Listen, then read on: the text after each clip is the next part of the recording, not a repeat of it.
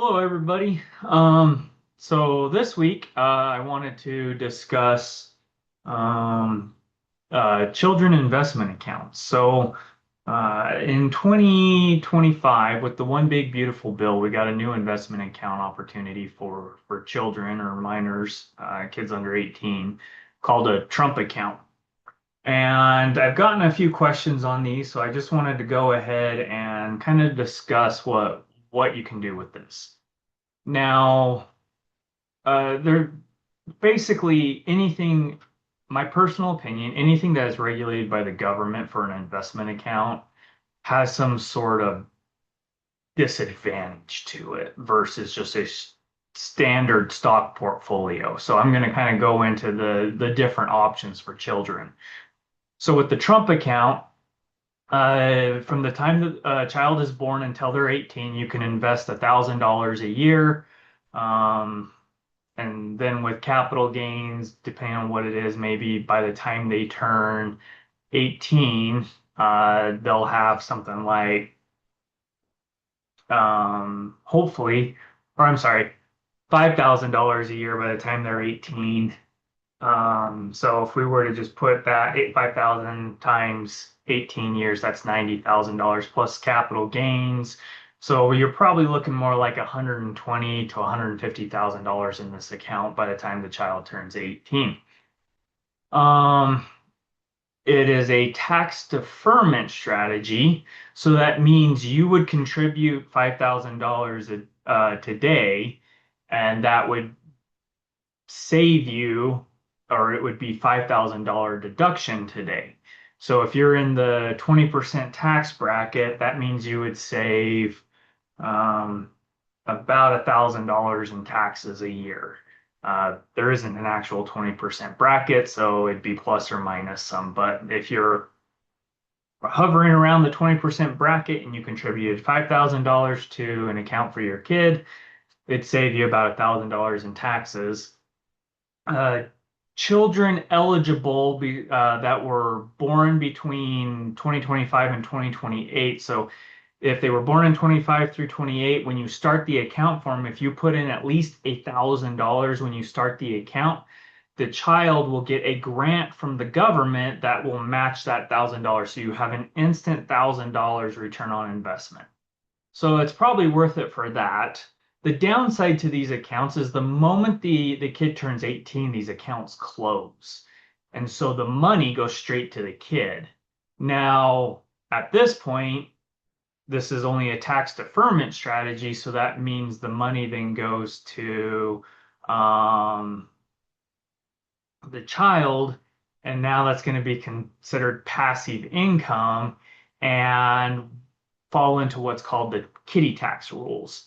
So basically, the moment the kid turns 18, they're going to get somewhere between 90 to $150,000, and they're going to owe tax on that at your tax brackets. So in 18 years, if you have growing your investments, your business, your income, and you're sitting in the 37% tax bracket, then the kid's going to owe taxes on that at 37%, or you're going to pay it for the kid at 37%. So typically with a tax deferment strategy, you're kicking the can down the road with, and ultimately what ends up happening is you are usually at better circumstances down the road in a higher tax bracket down the road than you are today. So you're deferring taxes at say 20%, knowing that you're going to pay taxes at 40%. Similar to just a traditional IRA.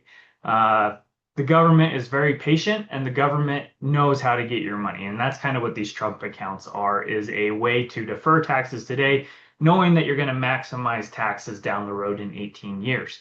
So I'm not a huge fan of the Trump accounts, but you can open an account for a newborn, contribute $1,000 and instantly get $1,000 right away, get $2,000 and then close the account, pull the money out, whatever you can do to get that money. But at least you have 100% return on investment with that.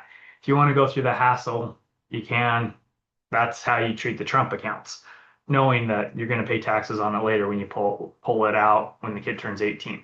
So another option is just a Roth account. You can set up a traditional Roth IRA for your child. Well, in order to contribute to a Roth, they have to have earned income.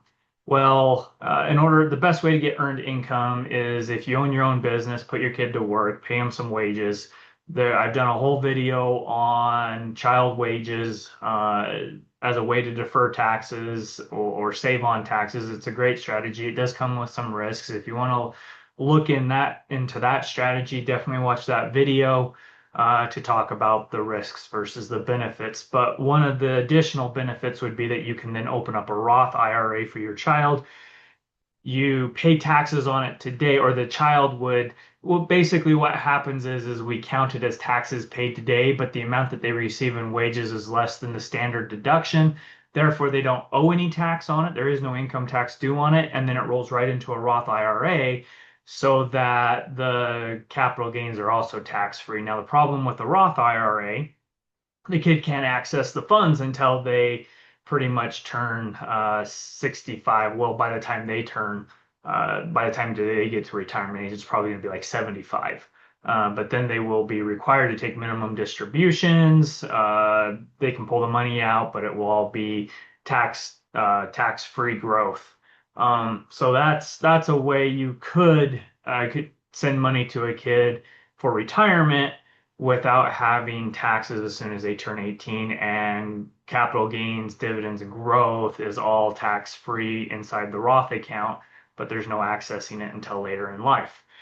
So the third option is just a regular stock portfolio. And this is where I'm a big proponent of regular stock portfolios. If you're trying to save for retirement, if you're trying to open an account for your kids, whatever you're trying to save up for buying a rental property or something, a regular stock portfolio is so much better in my opinion. There's no government restrictions. Now, yes, the money goes into the account as after-tax dollars, and capital gains and interest are taxed when you earn them and when they're realized. Meaning, if I invest into Google and Google cuts a dividend and I get that dividend, I owe taxes on that dividend the year I received it. If I invest in something that earns interest, like a bond, I'm going to owe taxes on the interest as soon as I get it.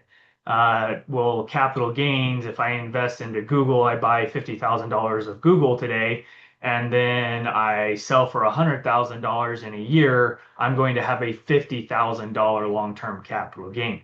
The reason why I'm such a big proponent of these accounts is because as long as we're maximizing our long-term capital gains have preferential tax brackets, which are 0% tax. You pay 0% tax on capital gains from 0 up to $45,000 as single. 45,000 to about somewhere like $300,000, you're going to pay 15%. And then 3,000 or 300,000 and above, you're going to pay 20%. And this is if you are single. So the reason why I like this for kids is because uh, you could contribute to a regular portfolio with after-tax dollars. So you've already paid taxes on the dollars that you invest. Then it grows and you keep contributing. By the time the kid turns 18 and they go off to college, they because they have no other earned income, they can